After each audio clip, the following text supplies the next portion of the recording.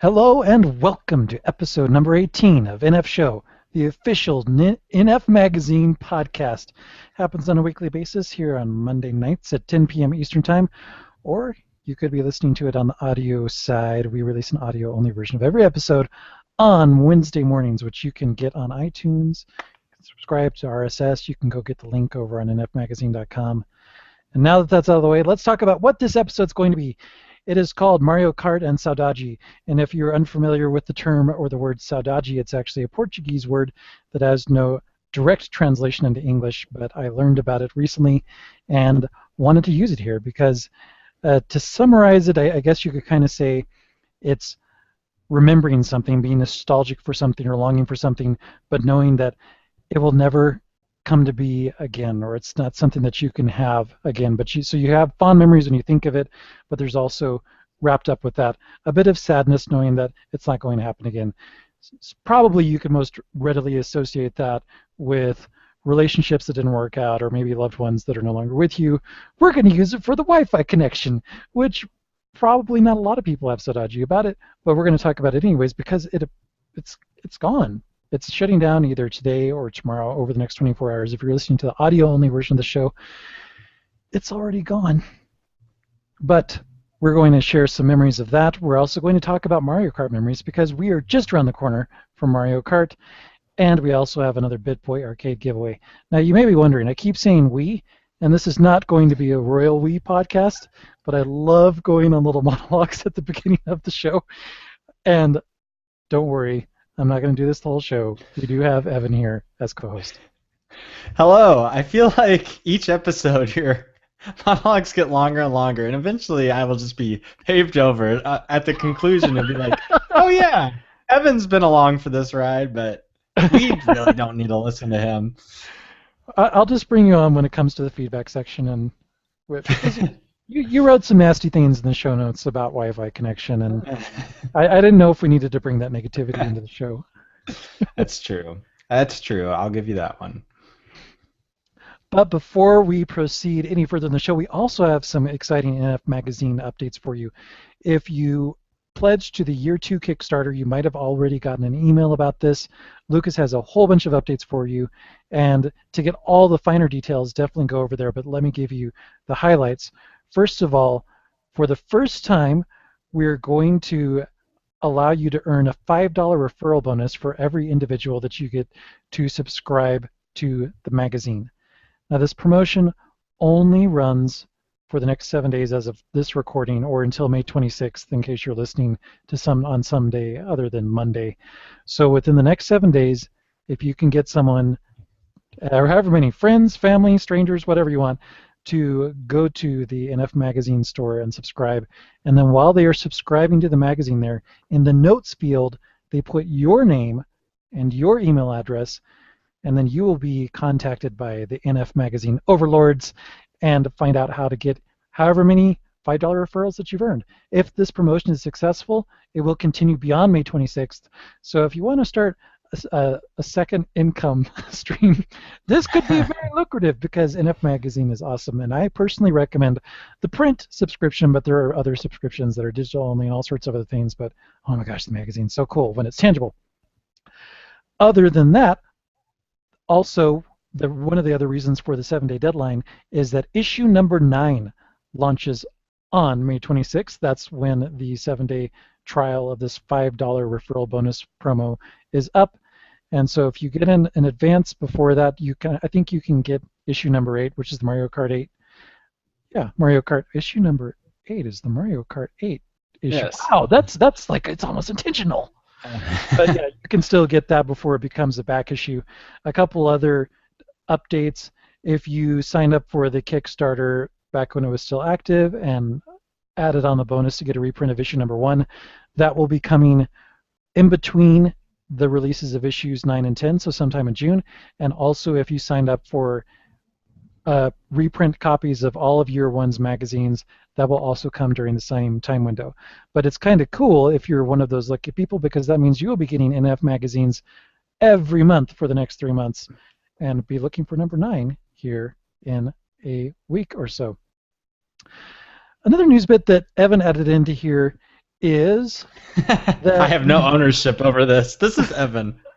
Pass there's this off. Evan. I'm blaming Evan right there. That's what he looks like. Back to me. So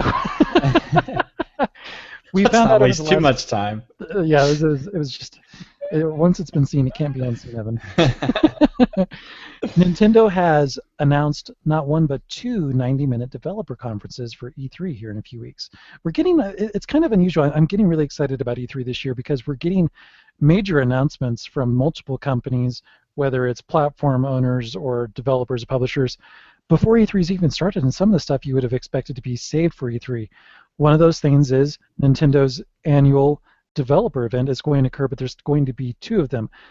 Originally, if there were going to be a developer event, I would have assumed it would have been about Smash. And as it turns out, one of the developer events is about that. The other one is for an unnamed, new, unannounced 3DS game that presumably will be announced at E3. And since that's all we have to go on, Evan and I wanted to take some guesses as to what this game possibly could be. Now, it could be anything, but Evan, do you have any predictions of what it could be?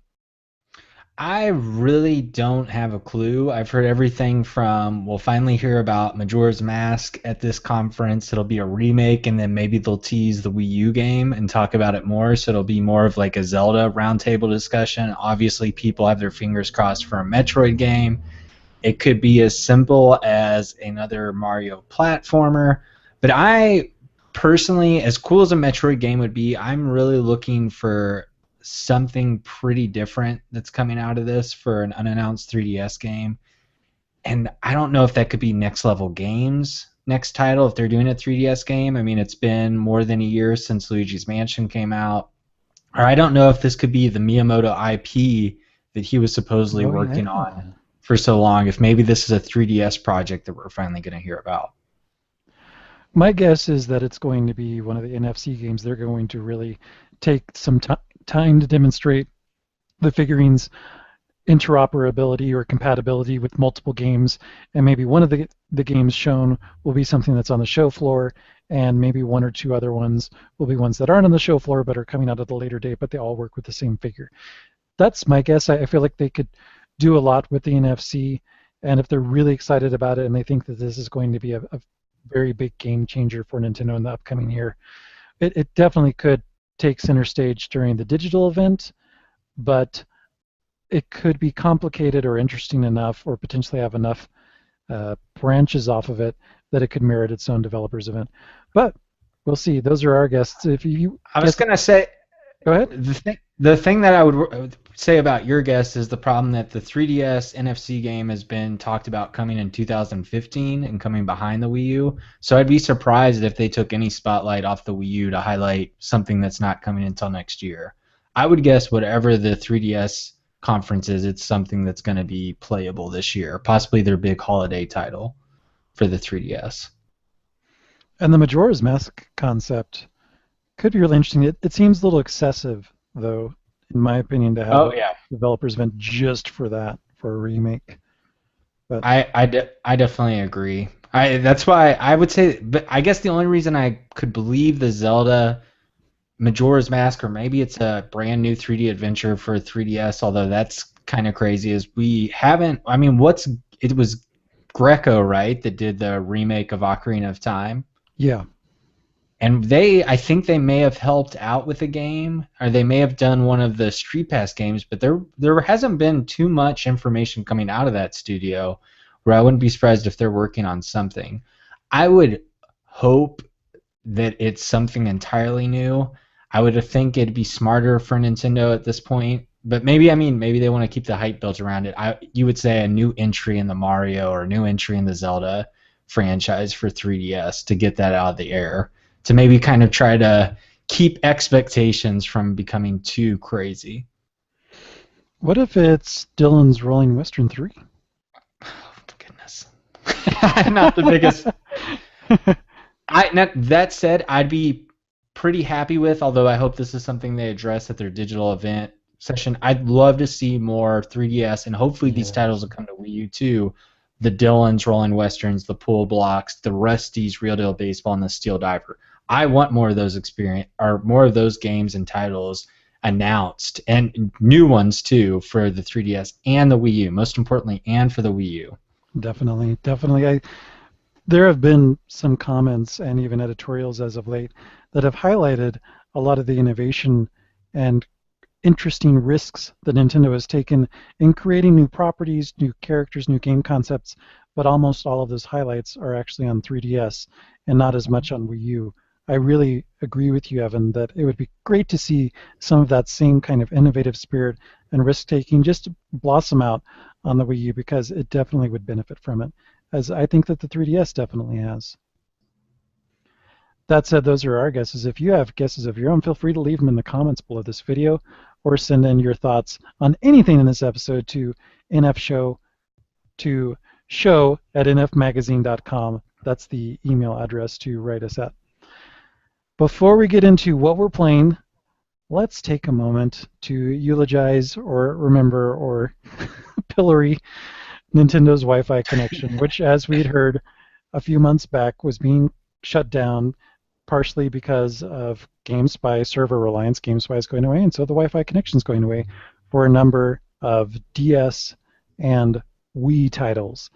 And what I'd like to take a moment is to remember what was really fun, what our greatest memories were with Wi-Fi connection, recognizing that it wasn't always the best service or the most reliable service, but hey, it was free in a time when online gaming isn't free on every single other platform, and it even rolled out so that you could go to McDonald's and maybe even Starbucks, I can't remember, and hook up to it there. And one of my first memories is when it launched, the McDonald's thing.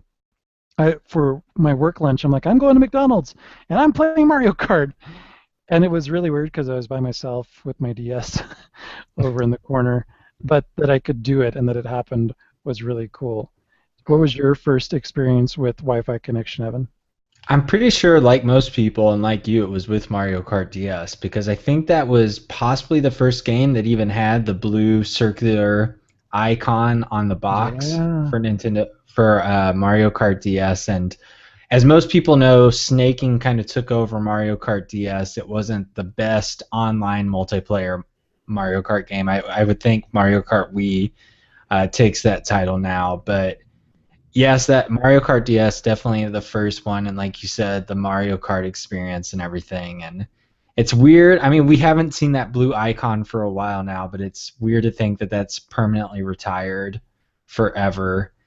And just to talk about the Wi-Fi connection before we get on to those other games, it makes me worried about Nintendo's services in general. We don't hear about Sony's games necessarily going offline or Microsoft. I mean, yeah, they've retired some of their games, but this just shows what happens when you don't have a strong first-party internet connection and you rely on a third-party service, and once it closes down, your entire catalog of games closes down, and that's unfortunate. I agree, and I even wanted to hook up my old Professor Layton games and download all of the weekly puzzles, and unfortunately it's been so long since I've hooked my DS up, I had to charge it up for one and then set up a connection to my current modem and router setup.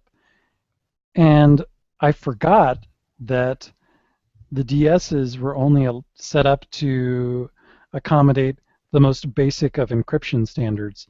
Yep. And my new routers don't use those. They use something else, which I could hook up to for internet connection. But I was like, oh, I go down here. I go down in advanced setup, and then I can push the button on my router, and then it can scan it, and it connected and everything. But then there's this note that says, this connection cannot be used for DS online functionality. I'm like, what's the point of even letting me go through these hoops? And I started up Professor Layton, and it said, all right, download Wi-Fi connection setup. Went in there. Since it uses a different encryption method, I couldn't even use it anymore. So it's Oh, wow. almost already dead in the water for me to begin with, but it was kind of a bummer. And the consolation was I do have some good memories of my Wi-Fi connection time, and not getting all those extra downloadable titles for my Professor Layton games. That's not going to ruin my life or anything, but it is a little Yeah. bit of a bummer. Yeah, I think there are some hacks coming out for that, but I thought about that too, but it seemed like such a It took a lot of time and dedication, and then it's like, am I even going to play those Professor Layton puzzles when I've got a new 3DS adventure I still need to get through? Hmm. But Yeah. Mario Kart Wii, I played that online. I didn't play it online a ton, but I think that was one of the best performing Nintendo Wi-Fi connection games, at least from Nintendo. Just very strong, solid connection. You could play two players on the same console. That was really cool. And one game that you mentioned that I forgot I played online a bunch was Tetris DS, which was kind of a surprise title. Nintendo announced that out of the blue, and it was a limited run, obviously, but that was great. And then the game that was terrible at the Wi-Fi connection and kind of highlighted how awful it was Smash Brothers Brawl. I think I tried that once and then swore to never try again. I've actually had many successful rounds of Smash Brothers. Really? Coincidentally, yeah, I didn't really run into issues with it, so I must have just gotten lucky. But Yeah. far and away, my favorite Wi-Fi connection experience was indeed Tetris DS. I remember connecting and playing against people in Japan, and I they kicked my butt in some modes, but then I'd kick their butts in others, and that remains hands down my favorite Tetris game ever, which Oh previously yeah. was Tetris 64, whatever it was, the new Tetris, the next Tetris on Nintendo 64. That one was really cool, had really great music by Neil Voss, and that you could clump pieces together and they turn into gold cubes or silver cubes and increase the garbage. That was cool, but all the Nintendo nostalgia and fan service in Tetris DS was so good, and none of the, neither, I don't know how many there have been, maybe there have been two or three Tetris games that have come out made by Nintendo. None of them have come close to this. It was just so much fun and so many really cool modes. And being able to play online, I got addicted to it. And for a good month or two, that would be a daily tradition. It's like get home, start up the DS. I've got to play some push Tetris. I've got to play the balloon, the balloon flight, I guess, mode, which wasn't online, but play all sorts of different modes against four people, against two people. It was really fun, and I'm definitely going to miss having the opportunity to still do that. Were there any other games, Evan, that you had that you wanted to mention? Possibly my most played Nintendo Wi-Fi connection game on DS was Metroid Prime Hunters, actually, and that was basically, I think, the last game from NST that was like the traditional fully featured game that hasn't been a Mario vs. Donkey Kong title, and it was kind of revolutionary for Nintendo even back then, especially as we see Mario Kart 8 coming out and the voice chat's limited to lobbies. Metroid Prime Hunters had voice chat for a DS game back when it released in what 2005, 2006. It had a lobby system. It had Wow. a really uh, detailed statistics. It even had a website that went with it where you could look up people that you played against. I mean, it was like a Quake clone almost, but the level of detail and statistics were something that Nintendo had never done before, and to be honest, hasn't really done much of any sense. So that's definitely a game. I thought the single player was terrible in Metroid Prime Hunters, but I thought the multiplayer suite was really fantastic. I never got a chance to play Metroid Prime Hunters. I remember there was a demo that came out for it with the game. It was kind of trying to demonstrate the advanced capabilities that you might not have expected from a DS, not to mention with the touchpad and using the touch screen to control and do first-person shooter mechanics, but never tried it, which I feel like I might have missed something. From what you just described, it sounds more advanced than most of Nintendo's online first-party efforts in the last 10 years, which is kind of crazy. I would definitely say it was definitely reaching the farthest than most games have in Wow. the past decade. And the Call of Duty games I don't think used the Wi-Fi connection because they had a little black circle that said Wi-Fi. So I'm guessing they actually used Activision servers and kind of bypassed the Nintendo Wi-Fi Yeah. connection. Yeah. And then one of my other memories is just that the first pay Nintendo Wi-Fi connection I think was Samba de Amigo. Yeah, I don't Uh, remember that DLC.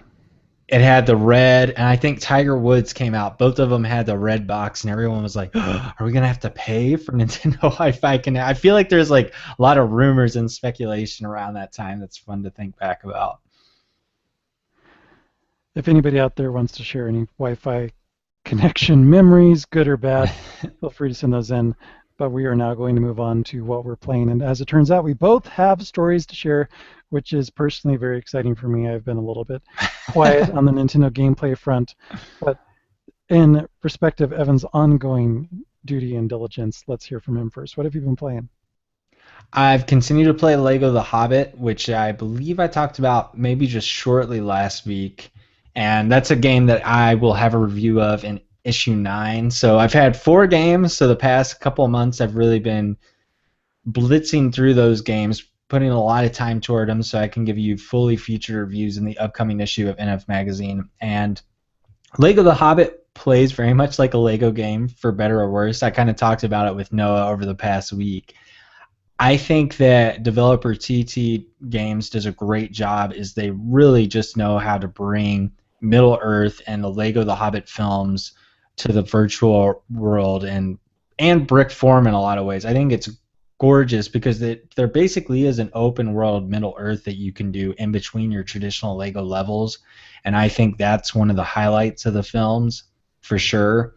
But I think also part of the thing why you can build off the films and the great score and Peter Jackson's direction and everything. Personally, I think the first film drags on, and so the first part of that adventure has some missions that are just pretty boring I mean, they had to deal with what they were given from that source material, and when the movie spends an hour just in Bilbo Baggins' little house, you kind of got to work around that. And they take some liberties and do some fun things, but it definitely starts off slowly. And it's a Lego game. All in all, if you played a Lego game, I wouldn't expect too much new there. And it's kind of interesting that it's coming out before the third movie comes out. So is the game actually taking you into everything that happens in the third movie as well? No, it's not, and there have been talks about the third film will be free DLC or be patched in and everything, and there's actually DLC for the PlayStation and Xbox versions of this game that aren't available for the Wii U. So I'm not holding my breath. As we've seen with Warner Brothers, they originally promised DLC for Batman Arkham Origins. I wouldn't be surprised if this never comes to the Wii U. After beating the game, the main storyline, there was nothing about wait until next time or anything like that. So I don't know if it'll just be the first 2 games, and I'm guessing it may depend on sales for the Wii U version. So in my review, I didn't even touch that with a 10-foot stick because I just wanted to detail what is available now instead of trying to speculate what's coming out. It'd be nice if that came to Wii U, but I mean, I would be wary of thinking that's going to come. You're still, and then that said, you're still getting, I mean, just to play like the main story missions is probably 7 or 8 hours. And then like all Lego games, the amount of collectibles, because you can travel around Middle Earth, I'm sure you could put easily another 15 to 20 hours in just exploring that, unlocking characters and whatnot. Very nice. And you actually backtrack some into the past and got back in touch with Rusty, right? Yeah, Rusty's just so great. Yeah, I turned on my 3DS. I've been playing a lot of Wii U games. I reviewed all Wii U games for NF Magazine, so I've been playing that a lot and popped on my 3DS and I saw Rusty's great mug looking at me, which I know horrifies you. Yeah, it's Not a horrible. big his cosmetics, and I remember that I hadn't finished Rusty's story, so each game I've bought, I've done the basic challenges and the advanced challenges and made sure I've either gotten an A or a B. And then I also do like the high score A and B thing, so because if you get an A or better, you get a new uniform. So I make sure to do that. I'm a completionist in that, and realized that I had 1 game left to complete Rusty's story and find out what happened, how his life got turned upside down. And bought the next game, and it was my first motion game, but I completed his story and saw how that all played out, and it was cheesy, but it was also, I really like the story that they had in there because it was totally unexpected. And the first motion game I'm playing, I've heard a lot of people kind of poo-poo on, the motion control games are the worst, but the one I'm playing is like an aim game where you throw, and you're basically, people that are watching YouTube can see this, you're basically just kind of like tilting it up and down. I mean, it's not one of these where I'm in my chair spinning waving all around. around. Yeah, and I thought it worked really well. I was enjoying it. I'm someone who thinks Rusty's Real Deal Baseball is one of, I still think this after playing more of the menu games, is one of Nintendo's best handheld games it's released in the past couple of years, and definitely for 3DS. And I still strongly believe that. I think it's great. I think the free to play model is really good.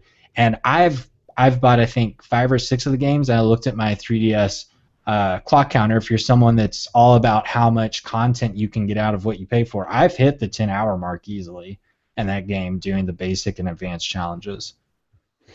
It's good to hear that the motion one at least one of the motion control games wasn't over the top because the illustration suggested that you might be swinging it all around the room, and that was an instant turnoff.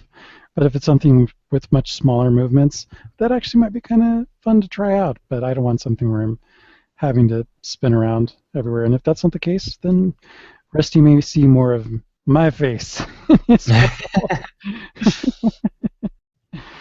Over on my side of the fence of Nintendo gaming, I went on a bit of a shopping spree and acquired a bunch of games that I've been seeing that I wanted to get on the eShop. So I got Advance Wars and Metroid Fusion on the game GBA Virtual Console, and Great as far games. as indies, I got Stick It to the Man and Scram Kitty. Of all of those games, the only one I haven't tried yet is Stick It to the Man, and I'm really looking forward to that. I might be saving the best for last, as it turns out. It's your Um, dessert. yes, but I did try just a. So I haven't didn't have a lot of time to get into them this weekend, but I did try just the opening 5 minutes of the two GBA games, and Advance Wars, I gotta say, has the greatest cheesy 90s guitar rock music that and it's all done with GBA synthesizer, so it doesn't literally sound like an electric guitar, but it's funny for a game that came out in 2001 how 90s it sounds. It's just super cheesy, but adds to the campy feel of it. And I just did some opening tutorial games, and we'll see where it goes. I haven't had a lot of experience with turn-based strategy games other than Fire Emblem Awakening, which is of course far and beyond more advanced and elaborate in Yeah, a number of ways than Advance Wars. But we'll see how this one goes. It seems pretty cool. 90s soundtrack. Advance Wars. It's awesome. And then I started out Metroid Fusion and got far enough until I could save. So just the very opening moments. And the thing that kept going through my mind is Evan saying, Metroid Fusion's hard. And I'm like, this game's going to be easy. I remember it was easy when I played it. And it's like I'm playing through, I'm like, easy, easy, easy. And I'm totally at the very beginning. And we'll see as I get to the bosses if I still feel that way. It's because it's different using the Wii U gamepad to control it because it's so much broader and the shoulder buttons are a little bit in a different position than what you might have been used to with a Game Boy Advance, which is much more compact. But overall, graphics quality, audio quality is great, and I'm pretty Yeah. happy with them. Have you remapped any of the buttons on either game? Because I highly recommend that for Metroid Fusion. It's funny you mention that because the first thing I noticed when I started playing is like the jump button's in the wrong place and the shoot button's in the wrong place. And I try to compromise with that by using the top two buttons instead of the bottom Yeah. two buttons, and that seemed to work a little bit. How did you map your buttons in the game? Maybe this is where your difficulty came from. No, I think I can't remember what I had. I'm pretty sure I had my Y button be my shoot button and B button be my jump button. And then I made it where the triggers were to the back triggers instead of the top L and R, the Z Yeah, L and R. And then I actually didn't use the gamepad. I ended up using the Pro controller because that was more comfortable for me with playing Metroid Fusion. you're pretty fancy. I don't have a Pro controller yet, so I, I don't lo- have that option. I love the Pro controller. That may be my favorite dual stick controller right there. I wonder if I should get it for Mario Kart or if anything for Smash Brothers when it comes out later this year. I may take the leap, but for now, I I think think for like that. Smash, I'm guessing for Smash, it's gonna unless Sakurai's like, nope, bring back the GameCube, and they have a special GameCube controller, which wouldn't be surprising because that's a great controller for Smash. It is. It is. That's what I played all of Tatsunoko versus Capcom with was with GameCube controller. It was just vastly superior than any of the other options, and I like that controller. It's pretty good. On the newer side, on the fresher side, non-virtual console, I played 5 minutes of Scram Kitty, and actually I played about 10 or 15 minutes of it, and I got stuck, which Uh-oh. really annoys me because it's the fourth level in, and I was already starting to get a kind of a weird feeling about it because the game just dumps you in. And I'm okay with games just saying, all right, there's no intro screen, there's not even a screen of text telling the story that sets up the premise.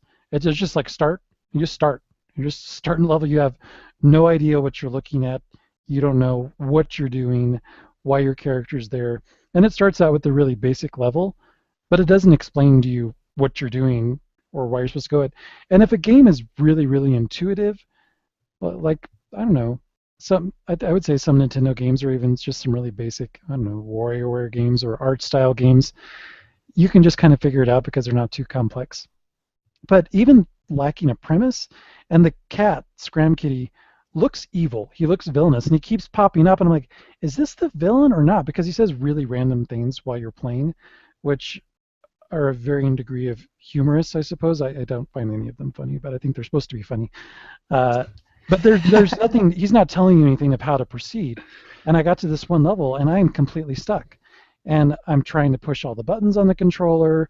I'm trying to jump at certain times, and I can't figure because I'm only 4 stages in. I haven't really figured out the finesse of how much speed I need when I jump to really get far. But I'm literally stuck in this corner of the map, and I have no idea. There's these things that come out, and I shoot them, and they leave something behind. I don't know what those are for. And there was one moment where I did a double jump, and I almost escaped my area, but then I was never able to repeat it. And so finally I broke down. I'm like, where's the freaking manual for this? Which, by the way, the Virtual Console manuals are awesome. Little scans, full color scans of the manuals that came with the games. Scram Kitty's manual, on the other hand, is 6 pages long. It's 6 screens long, and there's 3 paragraphs explaining the premise. And much to my disappointment, the gameplay controls, it's like, oh, it's jump and shoot, and then switch weapons, and it's like, what? If you have gotten this game and gotten past stage 4, please tell me how to get past it because I cannot figure out how to do it. Nothing that I saw in the manual explained it. I'm going to try it a couple more times, but this was really surprising me because I went into this game just so hyped up. I'd read several really glowing reviews. It's got a great Metacritic composite score, and it's just like, wow, this feels really incomplete. There's no explanation whatsoever. I mean, even the simplest of Nintendo games often say, all right, press this button to jump, press this button to double jump. You use this move for something. I have no idea what's going on. So anybody out there can help, please tell me. There are definitely superior gamers, Nintendo gamers out there, and I'm sure they have an idea. It's a throwback. It sounds like a throwback to the NES era when there weren't really tutorials then. You're just thrown into that world and got to give it a go. Well, and speaking of NES, that's something else that kind of jumped out to me is that the game is pretty and it doesn't look pixelated, intentionally pixelated like a Super Nintendo game or a Nintendo game, but the sound effects sound like they came from a Game Boy, a black and white Game Boy, or a Nintendo, which I guess is part of the presentation, but it's not really doing anything for me. So it's like, no, this game is supposed to be so awesome. So far, not so much. I'm really curious. I'm planning on getting that game.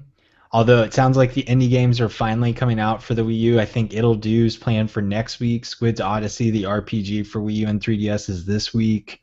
And Scram Kitty was like, it's finally, those titles are finally coming that we've talked about for the past couple of months. And Scram Kitty, I like difficult games. It's not really been on my radar too much because the aesthetic and everything didn't do much for me. But like you said, reading the reviews and everything has me more psyched for it once I finish out hanging out with Rusty, you know. So I'm sorry to hear that it's not quite your cup of tea, at least here early going. Yeah, and I feel that once I just understand whatever the gameplay mechanic is that I'm missing, once that's resolved, maybe it'll improve because I really love the It'll idea click. of adhering to the walls and jumping from one area to the next. At first glance, it kind of reminded me of Uniracers, which was a fantastic, Wow. super excellent. I think it was a Nintendo 64 game, or was it Super Nintendo? Super Nintendo. It was a very late Super Nintendo game. Yeah, it came out near the Nintendo 64 release, and it became very hard to get because there was some kind of lawsuit that was thrown against Nintendo in selling it from Pixar, of all things. Uh, but yeah, I love gravity flipping games and such as a Mario Galaxy. You remember when you could go through side-scrolling areas, and if you jumped in an area where the arrows were pointing up, then all of a sudden Mario would flip, and I was doing platforming up on the top screen, on the top of the ceiling. So Scram Kitty has a lot of potential and promise, and those reviews can't be wrong. I know that I just need to get over the humps. Please help me figure out how to get past level 4, which is ridiculous. Yeah. So we are about ready to jump into our main discussion topic, which is our favorite Mario Kart memories. Before that, though, let's take a code break for BitBoy Code. Arcade. We have a free game code to get BitBoy Arcade on 3DS. Evan, if you would do the honors. Well, of course, Noah. If you would like BitBoy Arcade on your Nintendo 3DS, first off, just note this is a North American code, and it is A04J8U4S1XYT SK0P. Once again, BitBoy Arcade on 3DS is A04J8U4S1XYT SK0P. Please let us know if you got the code. This is the third one we've given away, and I don't think anyone has yet said, hey, I got it.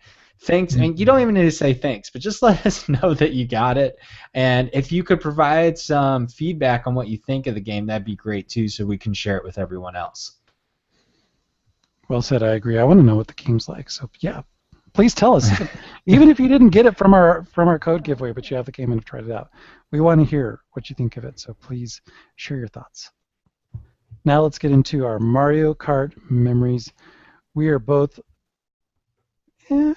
mostly excited for Mario Kart 8 coming out next week. The reviews are out, and there was a bit of a dampening that occurred, right, Evan? Well, for you, so the thing is, I'm not much of a battle mode person. I am definitely all about the racing, and I really enjoy the ghost racing. But I was reading the reviews, and Noah and I have talked about many Mario Kart games by now, and I know that battle mode is basically the heart and soul of Mario Kart to him. And reading these reviews and seeing that battle mode seems, I mean, we had some signs that they were kind of skimming out on battle mode. They were kind of like, you know what, ugh, with it being designed around race courses instead of these arenas, and it looks like battle mode's pretty awful in the new Mario Kart, and that made me wonder if Noah's hype for this just came crashing down.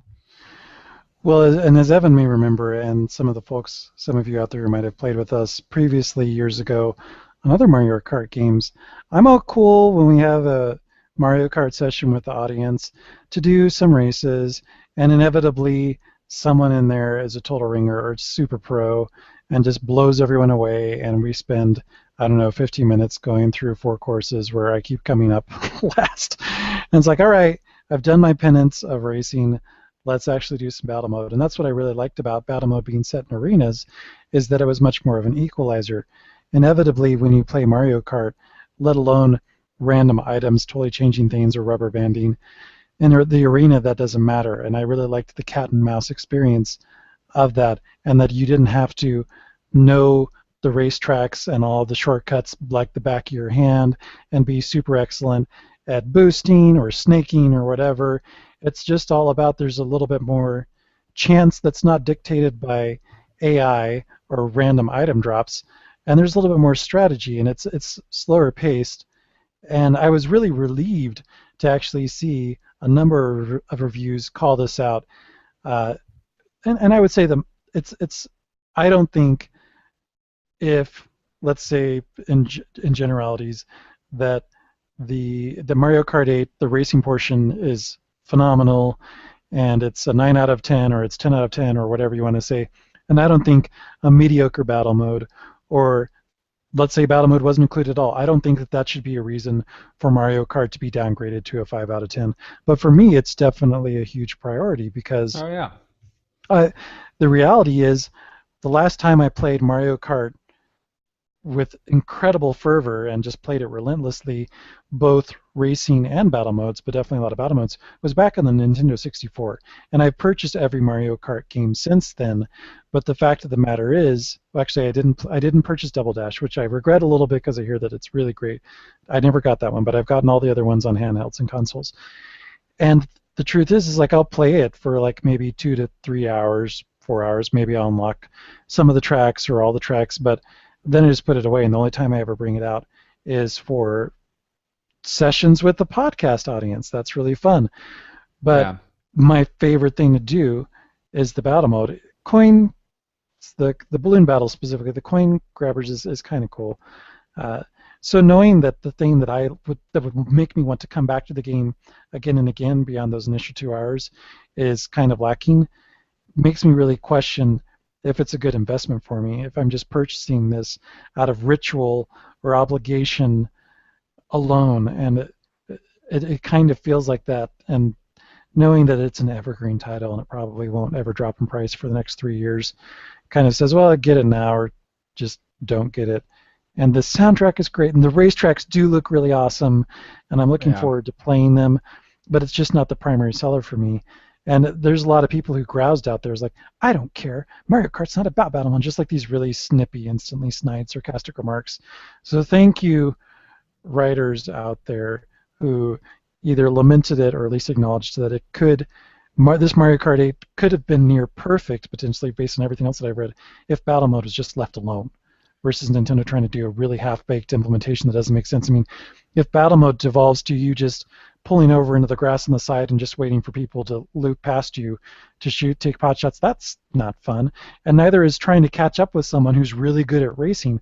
It takes the concept that racing, being really good at racing and really knowing the tracks well, that emphasizes that, and it changes what battle mode is all about. And if you're just constantly chasing each other and never even running into each other, it's basically just a race with balloons where you can be eliminated, which is like, not that exciting. So, big downer, but I'm still probably going to get the game, even Yeah, and though we'll have to. all of Okay, my fondest Mario Kart memories for this section relate to battle mode.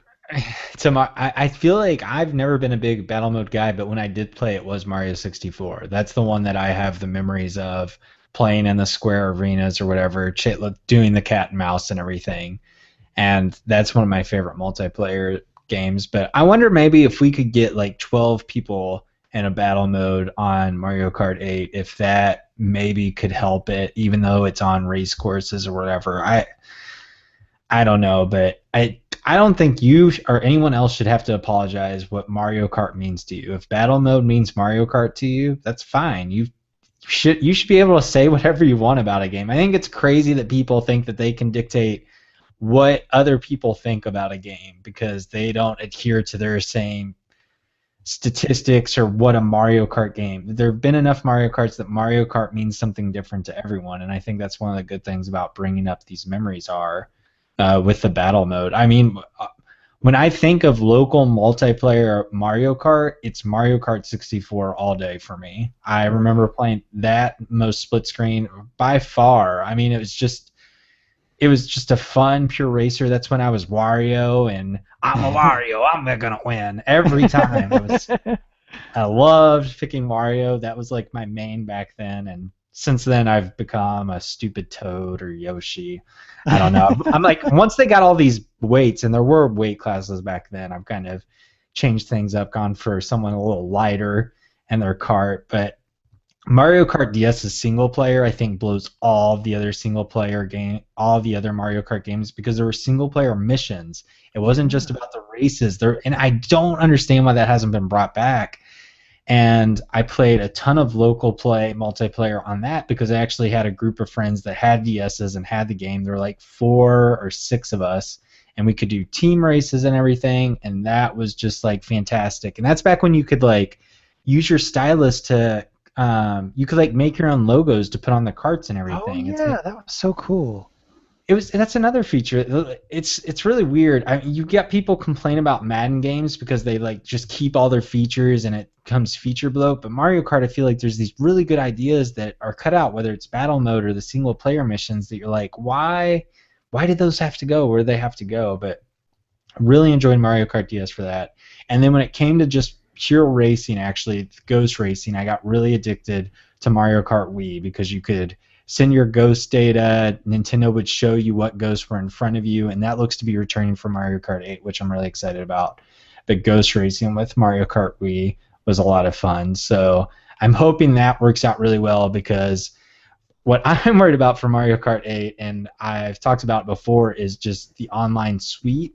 And it sounds like the actual racing works well, but not having voice chat in the game, because I plan on playing with 3, 4, 5 people, I would hope, most nights. And knowing that I have to get on here, my computer, and do Skype and everything, it makes that whole experience more cumbersome and frustrating. And I hope it's at least easy enough to get in a group of friends, because I want to play with more than just 3 or 4 people. That's the other thing that I'm worried about. And I think we might have to have Neil come on next week who reviewed the game. Like, can we get 3 or 4 people? Can Noah and I join up and then join a public match together? Or are we basically stuck in these private friend matches? So it's all these questions, and I know in a couple of weeks they'll be answered, but hopefully we'll both have really good Mario Kart 8 memories, since it's by far going to be the best looking game in the series. Oh my gosh, the visual design, the audio design, that you can play as all the Koopalings. I love the boomerang power up, the super horn. There's a lot of stuff that I'm actually really looking forward to, and I'm actually stoked that one of the remade games or remade tracks is the music level from, I think it was Mario Kart 7. Yeah. And I thought that was a really incredible track design, and to see that in full HD glory and be racing across piano keys and marimbas and xylophones and drums and cymbals, I'm really, really looking forward to that. So, and the Rainbow Road, both of the Rainbow Roads I think look really cool. Both the one that's more Mario Galaxy satellites in space, the new Rainbow Road, and the remade one from Nintendo 64, they just look fantastic. So I have a lot of stuff that I'm looking forward to. Please don't misunderstand that I'm not going to play any of them. I definitely want to play as many of them as possible and see how well I do against Evan, especially. We'll also have to figure out, maybe if that first weekend we can figure out, like the day before we podcast, if we can get like a tournament or set up a time. And we'll try to have more details, because I'll definitely be getting that game the first day it comes out off the eShop, maybe Thursday night. So it'd be really fun to be able to play against some of our listeners or viewers and then talk about it on the next show. Definitely, I'm there with you. So listeners, get ready. If you're going to get Mario Kart 8 and you want to play with us online, let's do it. Let's figure something out. So we'll probably share some more details in planning that out during next week's show. But that is a wrap for our favorite Mario Kart memories. We'd love to hear what yours are. What's your favorite Mario Kart game, or your favorite Mario Kart track, or just your favorite experience? For me, it was definitely playing with my college buds, Nintendo 64, and just doing battle mode and racing through the Chocolate Mountain racetrack. It surprised me. I was looking at a chart that was in an editorial that was talking about how Mario Kart 8 is destined to be the worst selling of all the Mario Kart games because of the install base of Wii U, whatever. But also included in that article was a chart that broke down the number of tracks, the number of characters, and the number of battle mode arenas. And the Nintendo 64 had the least amount of tracks. I think that ever since then there's been 32 tracks, and Nintendo 64 only had 16. And I think it only had 4 or 5 battle arenas, whereas there's been 8 to 12 ever since. And even Mario Kart 8 has 8 battle tracks. I'm going to call them that because they're not arenas. So it's kind of interesting to see how the numbers have fluctuated and how I loved Mario Kart 64 so much, and it actually had a paucity of content in comparison to its successors. But it was a really well-designed game. They were all new. I mean, every Mario Kart since then has done the classic. Yeah, which, I mean, they look. I feel like with Mario Kart 8, they're taking that far and beyond than being a simple remake. But I mean, back then you couldn't. They only had one Mario Kart before it. You couldn't do the throwback maps. Very true. So now it is time for us to get into your feedback from last week's episode, number 17, and Evan's going to take us through your emails and comments right now. Yes, and once again, you can give us your feedback. You can email us at show@nfmagazine.com, or you can leave a comment right below us if you're watching, and we'll definitely incorporate it into our next episode. So let's start with an email from Mario Man 311. He had a comment about the NFC figurines that Nintendo will fully reveal at E3 this year, and he said, I feel like the NFC figures Nintendo has shown off recently would work well with Pikmin 3. You could have special power-ups or big Pikmin. Big Pikmin would be like super big Pikmin that would perform like normal Pikmin, but with stronger, more powers, and you can only spawn them once a real-time day, and you only get to keep them for a minute. Keep up the great work. Wow, I really like that idea. That's a franchise that I hadn't even considered once in all of our NFC hypotheses. And I could see Pikmin potentially even having that cross-platform functionality. It would be really cool if you could enhance Pikmin 3 and also bring it into Smash Brothers in some way on either Wii U or 3DS. That's a pretty cool concept. I really like that. And maybe that's the reason why I should pick Pikmin 3 as my free game with my Mario Kart 8 purchase. I don't know. Pikmin 3, I ended up thinking it was an average game that we talked about, but there are a lot of cool little details and everything. And it's funny because I decided to start watching E3 2012 Nintendo's press conference, basically its last press conference, and they do Pikmin 3 at the beginning, and Miyamoto talks about 4 main characters in the game. Each actually shows an image, so the 4th character was obviously cut for Pikmin 3. It was a taller guy who had green hair, shaggy green hair. So it was. Wow. I feel like I haven't seen many people talk about that. It was just kind of like one of those things, like, hey, they decided to change that at some point in the next year of development. But thank you so much, Mario Man, for your ideas for the NFC figures. Pikmin figures would be really cute and cool. On to the YouTube comments, we have Port de Jour's 1808.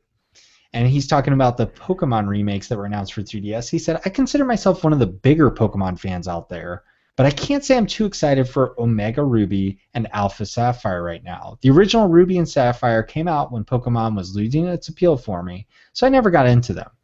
I've looked into them since then, but even now they still don't appeal to me. But with X and Y, Game Freak has proven that it can still win me over with a Pokemon game. So I will be paying attention to these remakes and hoping Game Freak can win me over again.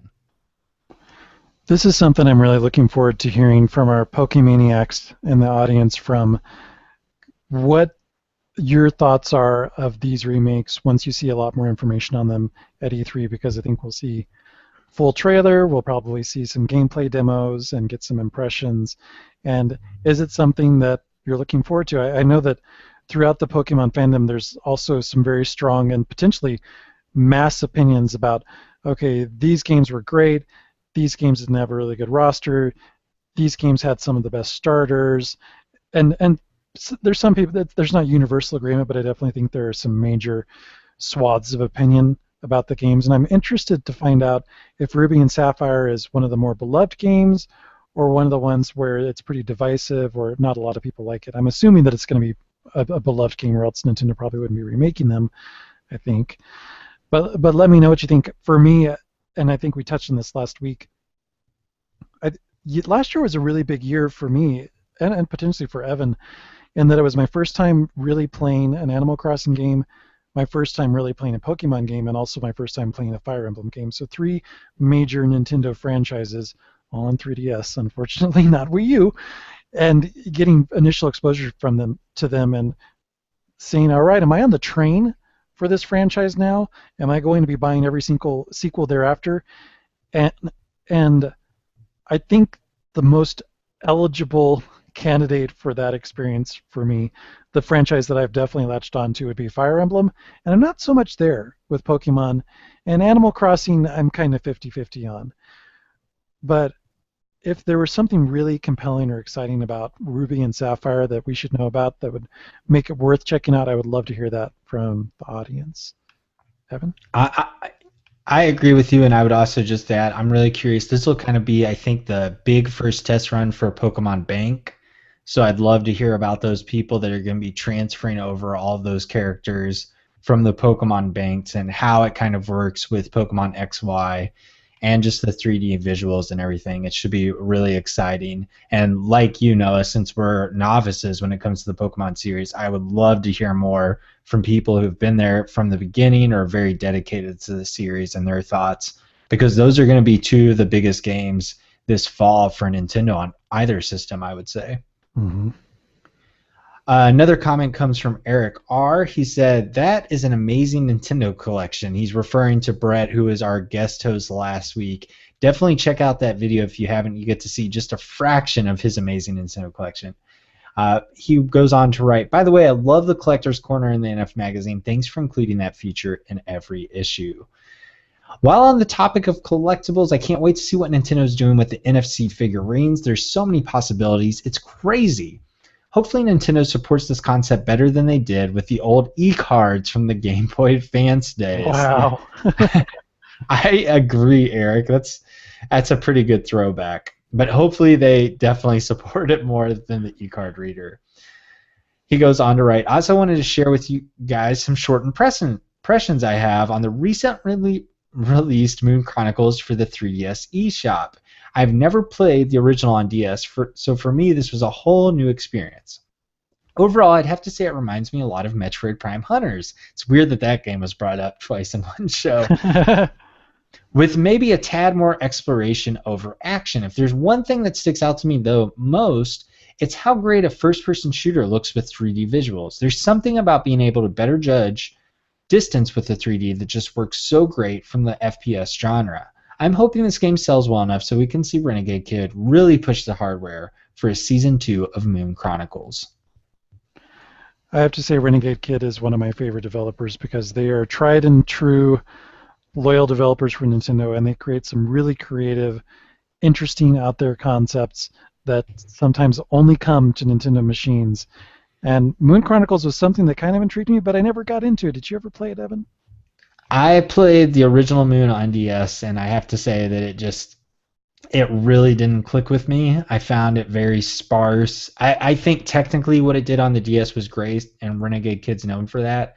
But when it came to actually playing the game, just the story and the setting didn't do too much for me. So I'm not very much interested in Moon Chronicles, but it is one of the first-person shooter games on the 3DS, and it's also using episodic content, so I'm glad to definitely hear what Eric thought of the game, and I'll be curious to see what he thinks as the season keeps progressing. Great. Our final feedback comes from Nintendo Dude GCN. He said the Nintendo financial results were definitely disappointing, but I think we were all expecting as much. I was pleasantly surprised with the Pokemon announcement, though. I really enjoyed the series prior to Black and White, and Sapphire happens to be my favorite Pokemon game. Oh. So this is really cool to get kind of both sides of the spectrums here. Yeah. As for the NFC figures, I'm not a big fan of the games that are out on the market currently, Skylanders and Disney Infinity, but I'm going to be open-minded about what Nintendo has to offer along the line of NFC figures. Outside of that and Smash stuff at E3, I really, really want Nintendo to show off some brand new games. Like Evan said, something completely new and not just a sequel.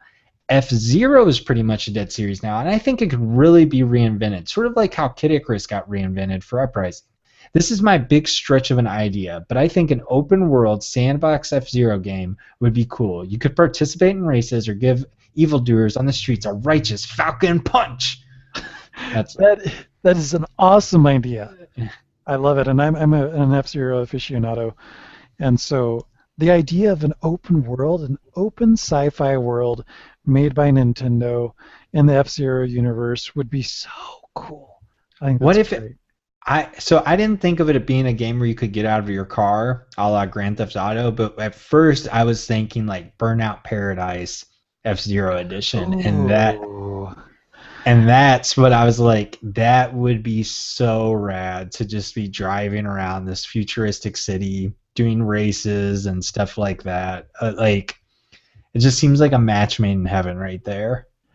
That is another brilliant idea there, Evan, to be running around in Mute City and maybe having little stunts that involve like racing up the sides of skyscrapers or trying to get over bridges before they close and stuff like that. I mean, I'm sure there could be much more interesting futuristic concepts, but wow, that'd be really cool too. I feel like there's so much they could do with FC. I mean, we've talked about the free-to-play. Like, you could have it where you just start off with a couple of Captain Falcon and maybe another racer, and then you could buy other races online. I just, like, it could be a Wii U game, a downloadable game. I really hope Nintendo does something to resurrect F-Zero, because I feel like more so than Star Fox, there's so many different avenues they could go with how they come back with the series, whether it's a big grandiose AAA game or whether it's a smaller downloadable game for either 3DS or Wii U. Hey, maybe that's the unannounced 3DS game. That could be That'd pretty be cool. F-Zero and a new Star Fox. Yeah. Oh my gosh. And Earthbound 4 and Just keep yeah. stacking them up there. Just keep throwing everything, and Metroid Dread and Rock Rider Resurrection and Star Tropics, and yeah, it's there's always so many on top of new IP that Nintendo obviously could do. There's so many old franchises that they could throw back out in the limelight that always makes Nintendo E3 so exciting. Definitely. Well, thank you very much, Evan, for going through the feedback. We are now at the end of our episode for this week. Thank you so much for joining us in the live broadcast. If you're here watching over on youtube.com/nfmagazine or listening to us or watching us at a later date, we really appreciate it, and we would love to hear what you think about the show. Feel free to leave us a review on iTunes, leave us a comment under the video over at YouTube, and also there's a playlist in case you want to get caught up on all the NF shows that have happened. Evan has put together a playlist of all those as well that you can check out. And I think that's it, other than if you want to follow us on Twitter. My Twitter handle is @thisisnoah. Evan's is @EvanCampbell. And of course, we cannot at all leave out the official NF Magazine Twitter, which is @NintendoForce. Feel free to follow us, get all the updates, our on-the-moment reactions to the latest news. There's going to be so much going on in the next couple of weeks related to E3. I'm really excited about it, and it's going to continue on into June, so that's what I'm looking forward to most. Again, thank you for joining us. We look forward to hearing from you, and we will be back again in a week's time. Bye-bye. Bye, everyone.